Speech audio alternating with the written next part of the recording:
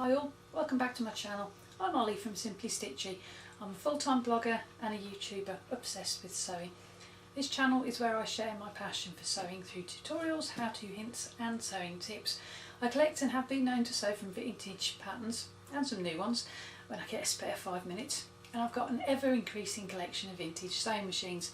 My videos will cover the machines, the sewing and the patterns, and sometimes I'll throw in a little bit of history to boot. Today's video is the decals on the Singer 15 behind me. It's part 2 of the video on a Singer 15. I split this one up into two as the first one going into the actual details of the machine was getting a bit long. Now the previous video was actually part of the series on differences between sewing machines from when Grandma was built in 1912 to present day, and at the minute I'm in the 1950s on that one. I'll link to the first video on the Singer 15 in the description box below. And now what we're going to do is we're going to get into the decals. Now the decals from this machine are from the 30s and 40s and were designed by a chap called William Hopper from Dumbarton, which is just down the road a little bit from Kilbowie, which is just as well because he worked there, so he would have had a short commute. As you can see, the decals have got, there's a little bird in the middle of the bed here and little lightning bolt type dashes coming out of the corners, and there's little circles with smaller circles on the inside going all the way across the base on the top and the bottom. Now these decals are known as RAF decals, and for those of you who don't know, the RAF is the Royal Air Force.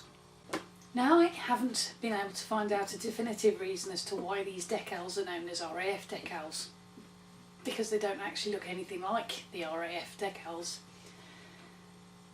The decals, or rather the insignia for the Royal Air Force, are actually circles. Also known as roundels. They've got an inner circle of red, a middle circle of white and an outer circle of blue.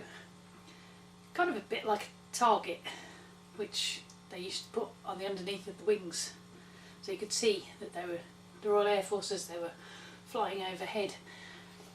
Sometimes there's even a yellow band that goes around the entire roundel. I'll put a link in the description box of pictures so that you can see what the RAF decals look like. The bird in the centre does look like wings, you know, the ones that pilots earn when they pass the training. And here around the edge, these little circles with the tiny circles inside, they do kind of look like the target from the RAF. The hint of RAF is definitely there, but why? Why celebrate the RAF on the base of a sewing machine? Before we get into that, this is actually the second video on this particular Singer 15. The previous one talks about the actual features of the machine and the differences between this and Grandma, my Singer Treadle from 1912. I'll put a link in the description box to that video. It's well worth going to check out that video next, so you get to know what makes this one different to Grandma. It would be a good idea if you subscribe to my channel. Either use the little box that's in the corner of the screen or the button below, and click the little bell notification so that YouTube will let you know when I upload another video, and it'll help make sure you don't miss the second one on the Singer 15. It will also give you notifications to the other videos that I do. I'm doing a series on how to sew an electric sewing machine and also a series on how to use sewing patterns. But back to today's video. We Brits have a little bit of a soft spot for the RAF. You've only got to look at the excitement when we hear that the Red Arrows are going to be doing a flyby. Now the Red Arrows are the RAF's display team, and they're a real crowd puller.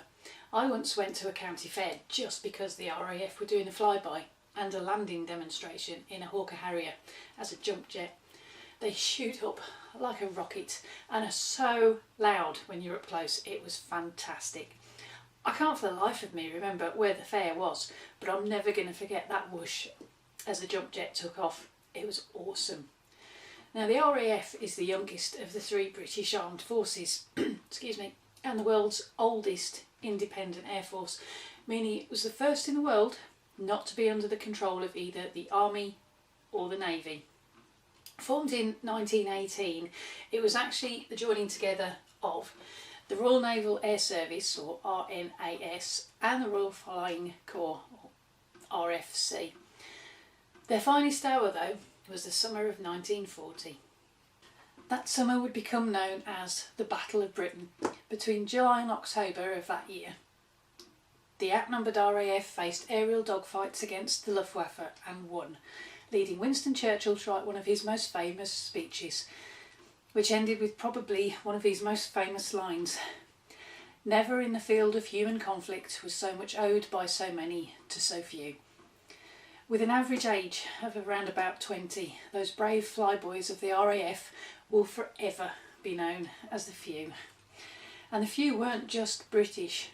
The 1940s RAF had guys from all over the world. They were Czech, Polish, Canadian, Irish, American, Australian, New Zealanders, South Africans, French, Belgian, and I know there were some more. I know I've missed some, and I'm really sorry about that.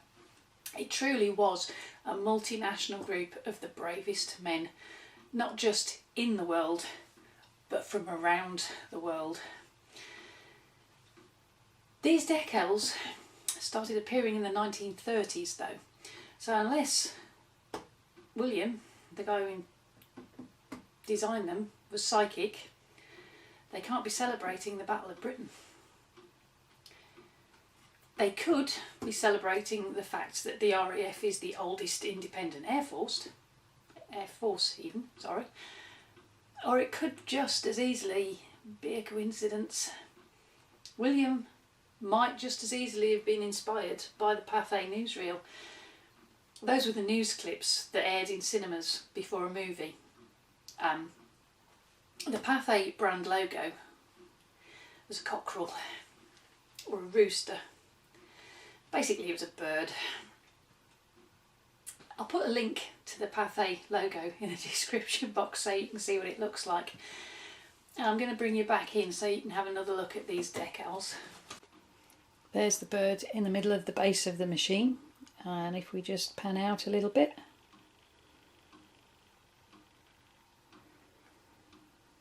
and zoom over to the corner. Oh, wrong way, sorry.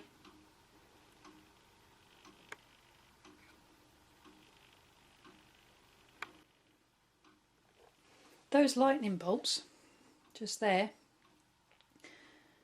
could just as easily be radio waves, and these little circles going along the bed of the machine could just as easily be depicting radios, which were also popular at the time.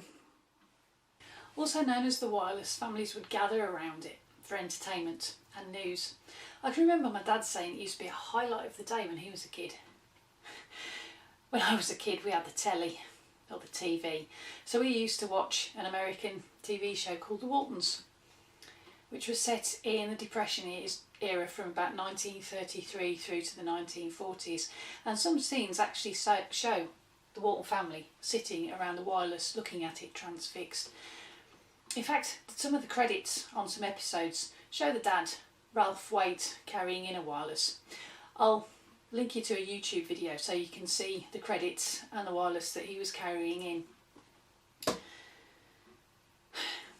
So this machine, are the decals RAF inspired, or inspired by the love of the wireless radio? I'm not sure. I'll let you make your own mind up. But if any of you do happen to know why these decals are known as the RAF decals, or even why they came out in the 1930s and 40s, leave me a comment. I'd love to know. Now, as I've said, these decals came out in the 30s and the 40s, and if you've watched my other Singer 15 video, you'll know that this little beauty dates to 1950. Now, Singer didn't make many sewing machines during the Second World War. They were too busy making munitions. So they probably had some decals left over. Now, they wouldn't have just chucked them in the trash. They would have used them on machines until they ran out. And as 1950 isn't that far away from the 40s, it's totally plausible that this machine would have been given a set of spare decals that they had left over. I hope you enjoyed today's video. If you did, give it a thumbs up. Let me know in the comments. I'd love to hear about your sewing adventures too, especially if it involves one of these little beauties. I think this particular machine is always going to be one of my all-time favourites, and it's not just because of the RAF Decals. I think it's just a really cute and usable, hard-working machine. It really is a true workhorse, this one. If you've got any questions, leave me a comment down below. I try to get back to them as soon as I possibly can. If all things sewing is one of your passions, don't forget to subscribe to my channel, and why not check out my other videos. Use these links here. This top one is one that YouTube thinks you might like to watch, and this bottom one, that's one that I think you might like to see next. Whichever video you decide to check into next, I hope to see you back here for the next one.